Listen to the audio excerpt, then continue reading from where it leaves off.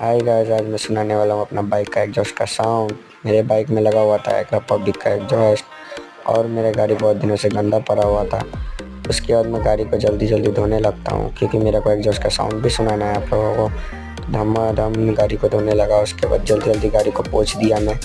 पोंछने के बाद मैं जल्दी से गाड़ी को घर में घुसा देता हूँ। उसके बाद नाइट में सुनाऊँगा आप लोगों को साउंड।